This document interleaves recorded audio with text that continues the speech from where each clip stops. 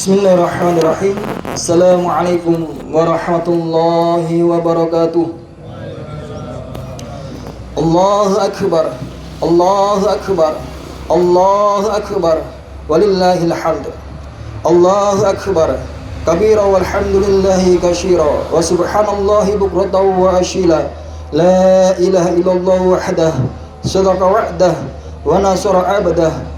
وعز جنده وهزم الأحزاب وحده لا إله إلا الله ولا تعبدوا إلا إياه مخلصين له الدين ولو كره الكافرون الحمد لله الذي حرم الصيام أيام الأعياد ضيافة لعباده الصالحين أشهد أن لا إله إلا الله وحده لا شريك له وأشهد أن سيدنا محمدا عبده ورسوله لا نبي بعده.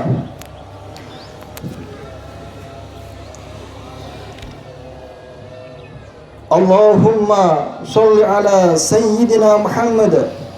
Allahumma sholli wa sallim wa barik ala sayyidina Muhammad wa ala alihi wa sahbihi wa man tabi'ahum bi ihsanin ila yaumiddin. Amma ba'd. Fa ya ayyuhal mu'minun usikum wa nafsi bitaqwallah faqad fazal muttaqun wattaqullah haqqa tuqati wa la tamutunna illa wa antum muslimun. Wa qala Allah ta'ala ukhra ya ayyuhalladzina amanu taqullah wa qulu qawlan sadidan yuslih lakum a'malakum wa yaghfir lakum dhunubakum wa may yuti'illaha wa rasulahu faqad faza fawzan 'aziman. Al-ayat sadaqallahul 'azim. Masyarul muslimin, jamaah sholat Idul Fitri di pagi yang penuh hikmat serta berselimut rahmat dalam suasana kebahagiaan Idul Fitri. Marilah dalam kesempatan kali ini kita meningkatkan keimanan, ketakwaan kita kepada Allah Subhanahu wa taala. Seraya mengagungkan nama Allah Subhanahu wa taala dengan takbir, tahmid, tahlil dan tasbih sebagai ungkapan rasa syukur kita kepada Allah Subhanahu wa taala karena kita telah diberikan kenikmatan yang paling mulia, nikmat yang paling agung, nikmat yang paling istimewa, yaitu nikmat iman dan nikmat ketakwaan kepada Allah Subhanahu wa taala. Sebagaimana hal ini pernah disampaikan oleh Imam Al-Ghazali dalam karyanya yang bertajuk Ihya Ulumuddin dan juga dikutip oleh Ibnu Katsir dalam tafsirnya, bahwa nikmat yang paling mulia, nikmat yang paling agung Allah berikan kepada hambanya berbentuk nikmat iman dan nikmat takwa. Dan justru nikmat yang paling rendah adalah nikmat pangkat, kedudukan, materi yang Allah berikan kepada hambanya tersebut. Dan kemudian Sayyidina Ali juga pernah menegaskan kalau seandainya ada seorang hamba yang tidak memiliki iman dan takwa dalam hatinya, maka ia tidak memiliki arti seluruh dari hidupnya. Dan kemudian ditegaskan oleh Imam Syafi'i, kalau ada seorang hamba yang tidak memiliki iman dan takwa dalam hatinya, kemudian ia berjalan di atas muka bumi ini, itu bagaikan seolok daging yang menjadi bangkai. Dan semoga kita semua di barisan hamba-hamba Allah Subhanahu wa taala yang diberikan kekuatan untuk menjaga keimanan takwaan ini sampai akhir hayat nanti. Allahu akbar, Allahu akbar, Allahu akbar, walillahil hamd. Saudaraku seiman, bertasbihlah kepada Allah Subhanahu wa taala, bertakbirlah kepada Allah Subhanahu wa taala, agungkan nama Allah Subhanahu wa taala, karena segala urusan di muka bumi ini yang kelihatan nampak besar maka akan terasa kecil. Sebagaimana Allah berfirman dalam surat Al-Baqarah ayat 185, wala tukabbirullaha ala ma hadakum, dan agungkanlah nama Tuhanmu atas apapun yang telah diberikan petunjuk kepada kita semua. Saudaraku seiman dan setakwa yang saat ini diberikan ujian oleh Allah Subhanahu wa taala, yang saat ini diberikan musibah oleh Allah Subhanahu wa taala, dan bahkan diambil sedikit nikmatnya, yaitu nikmat kesehatan. Oleh sebab itu bersabarlah, karena Allah Subhanahu wa taala rindu kepada hambanya, cinta kepada hambanya, dan ingin menyapa hambanya agar hamba itu berdoa lebih lama, bersujud lebih lama, berdoa lebih khusyuk, dan hanya berharap memohon kepada Allah Subhanahu wa taala. Sebagaimana hal ini pernah disampaikan oleh baginda Rasul dalam sabdanya, idza habballahu 'abdan ibtalahu Apabila Allah Subhanahu wa taala mencintai seorang hamba, maka niscaya Allah itu akan menguji hamba tersebut. Fa in sabara ijtabahu, dan apabila hamba itu bersabar, maka niscaya ia akan menjadi hamba yang mulia. Wa in radiya istofahu, dan apabila ia ridho terhadap ujian yang telah Allah berikan kepada kita semuanya, maka kita menjadi hamba yang paling mulia. Pilihannya hanya dua, bersabar atau ridho terhadap ujian yang telah Allah berikan. Saudaraku, yang bersama dengan kedua orang tuanya, maka ciumlah kedua tangannya, peluklah tubuhnya, taatlah kepadanya, jangan pernah engkau sakiti keduanya, karena itu sebagai bekal kita nanti menghadap Allah Subhanahu wa taala. Dan bahkan ucapan saja, perkataan saja itu diatur oleh Allah Subhanahu wa taala di dalam firman-Nya.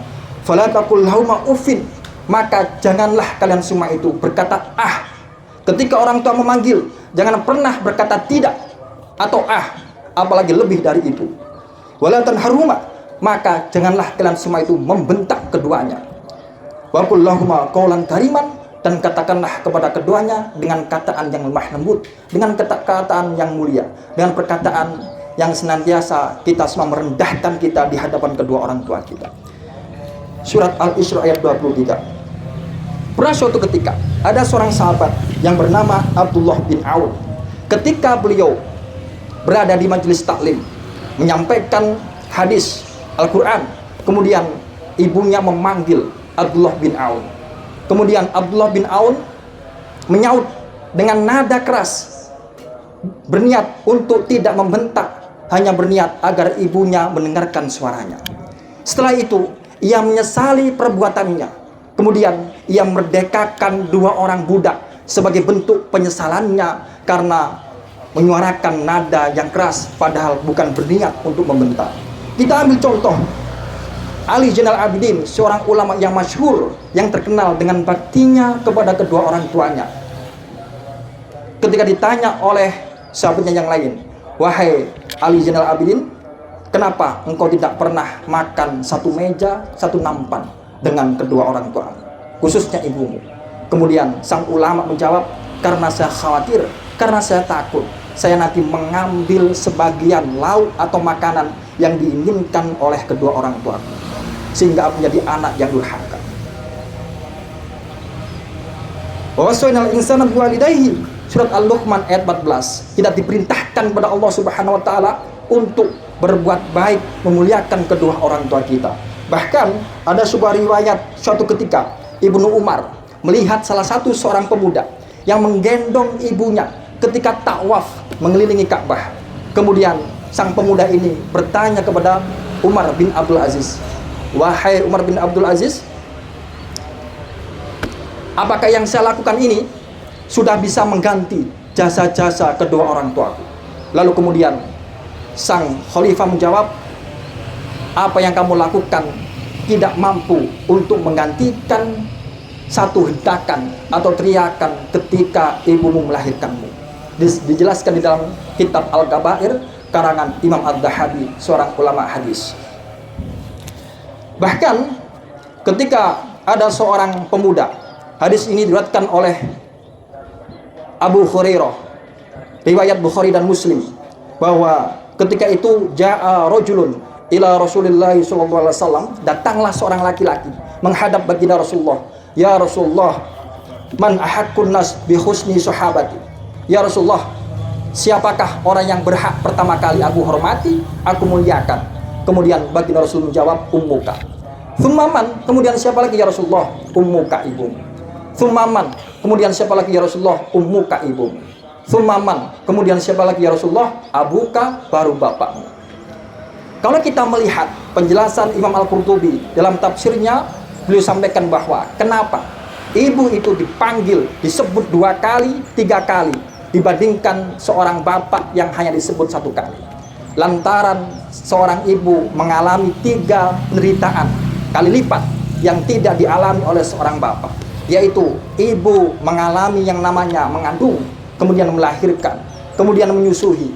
Ketiga ujian ini tidak pernah dialami oleh seorang bapak, sehingga menghormati seorang ibu harus lebih utama dan 3 kali lipat dibandingkan menghormati seorang ayah. Suatu ketika baginda Rasulullah SAW menaiki mimbar pertama, kedua, ketiga, beliau mengucapkan amin. Kemudian didengarkan oleh para sahabat. Lalu sahabat bertanya kepada baginda Rasul, ya Rasulullah, kenapa engkau mengucapkan kalimat amin setiap engkau menaiki tangga pertama, kedua, ketiga ketika khutbah? Kemudian baginda Rasul menjelaskan, malaikat Jibril turun berdoa kepada Allah, minta 3 permintaan. Dan salah satu permintaannya adalah, ya Allah, jangan engkau kabulkan atau celakalah bagi seorang hamba yang berjumpa dengan kedua orang tuanya, atau salah satu dari keduanya, tapi tidak mendapatkan surga darinya, tapi ia tidak berbakti kepadanya, dan bahkan ia melukai dirinya. Allahu Akbar, Allahu Akbar, walillahil hamd. Masyarul muslimin, jika di dunia kita mendapatkan musibah, kita mengalami ujian, kita mendapatkan masalah, secara naluri kita akan meminta pertolongan kepada orang terdekat, orang tua, bapak, ibu, saudara, dan bahkan tetangga. Tapi ingat, ada satu masa di mana mereka semuanya tidak mampu menolong kita semuanya. Sebagaimana hal ini Allah firmankan dalam surat Luqman ayat 33. Ya ayuhan nas ittaqu rabbakum wasyaw yawman la yajzi walidun an walidihi wala mauludun huwa jazin an walidihi syai'an.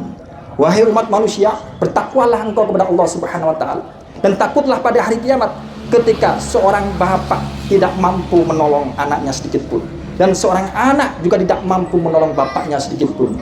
Bahkan dipertegas dalam firman-Nya surat Al-Baqarah ayat 34 dan 36. Yauma yafilu mar'u min akhi wa ummihi wa abi wa sahibatihi wa bani. Pada hari itu manusia akan lari dari saudaranya, akan lari dari bapak dan ibunya, dan juga akan lari dari istri dan anaknya.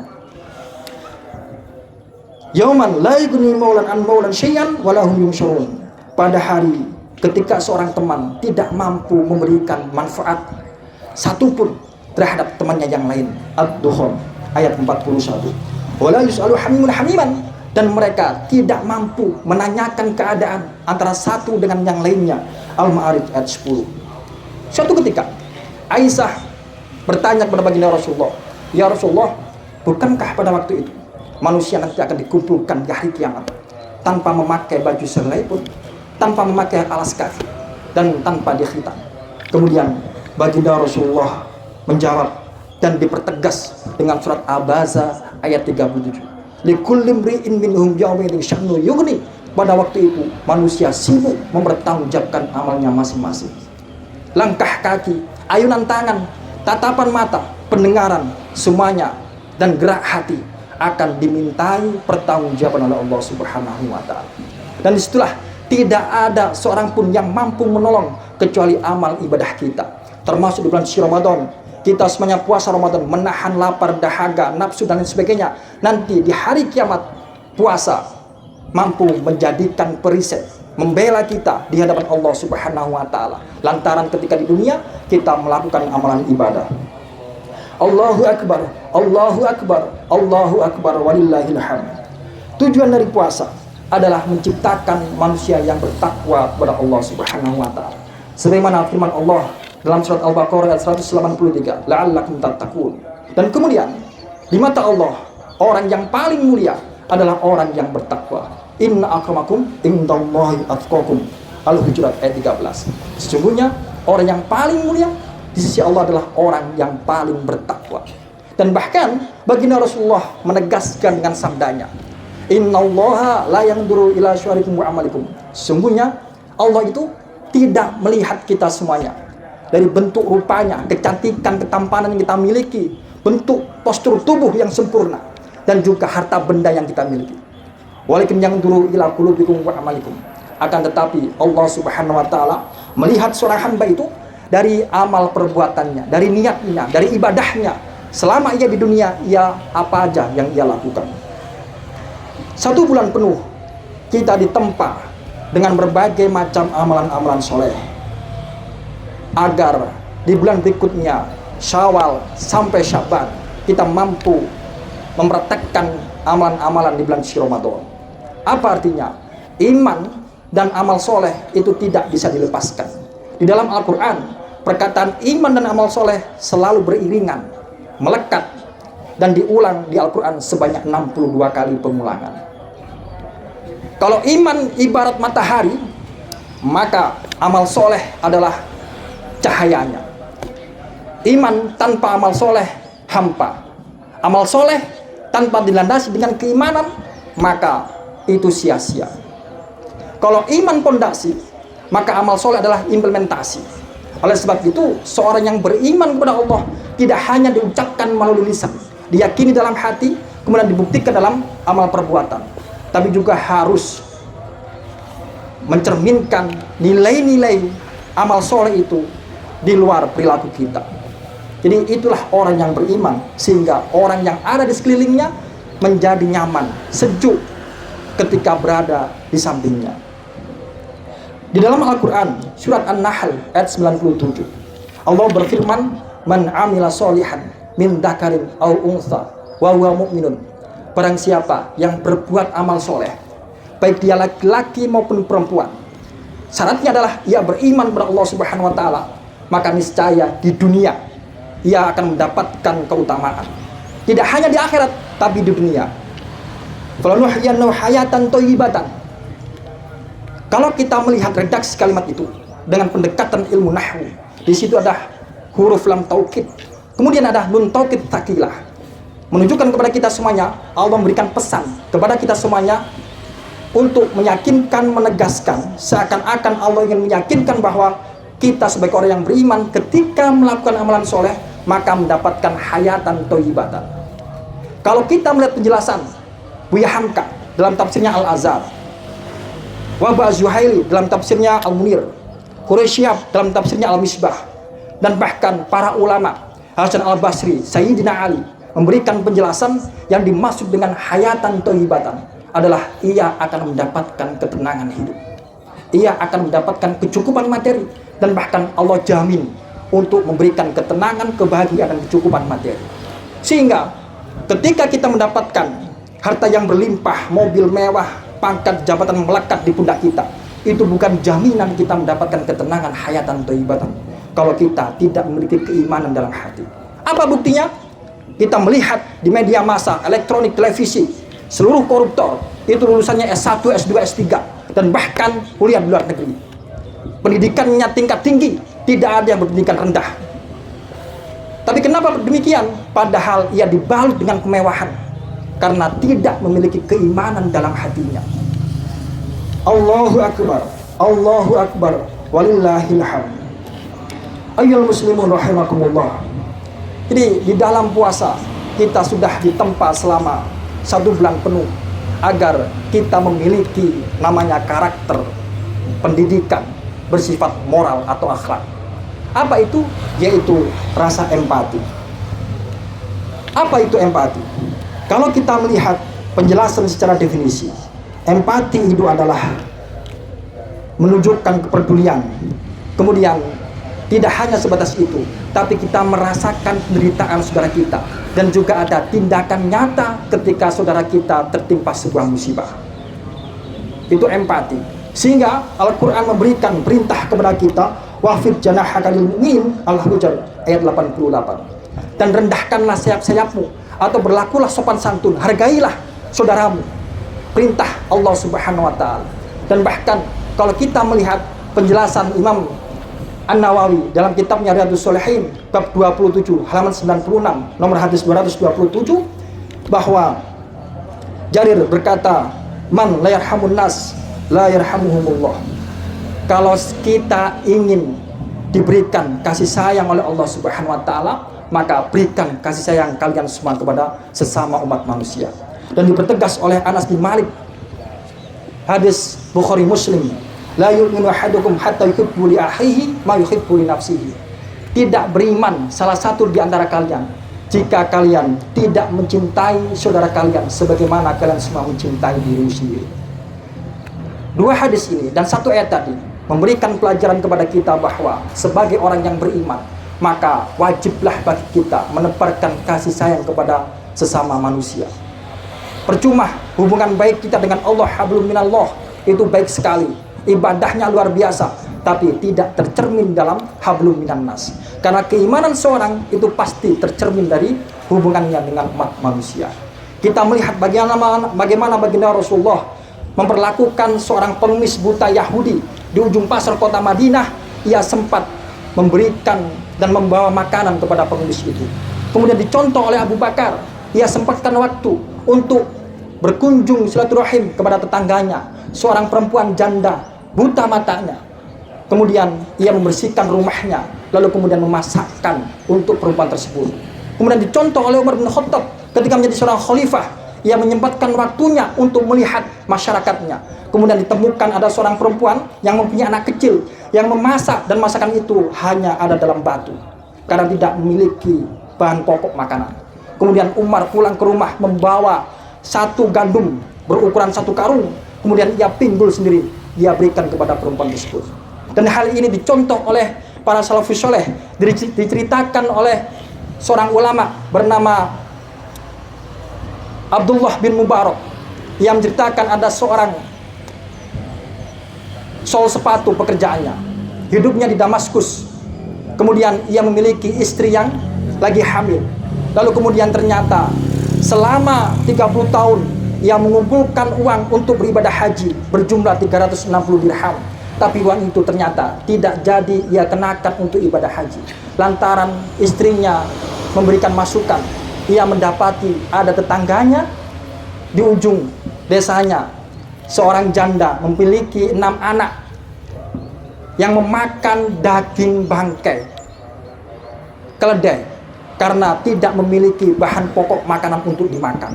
Untuk bertahan hidup ia memakan bangkai, padahal hakikatnya bangkai adalah haram kecuali dimakan oleh orang-orang yang darurat. Sehingga ngerasa ibah, mempunyai rasa empati yang tinggi, maka ia berikan uang yang ia kumpulkan selama 30 tahun itu, sebagiannya ia masakkan, kemudian sebagiannya ia berikan kepada janda tersebut untuk ia bertahan hidup dan untuk usaha.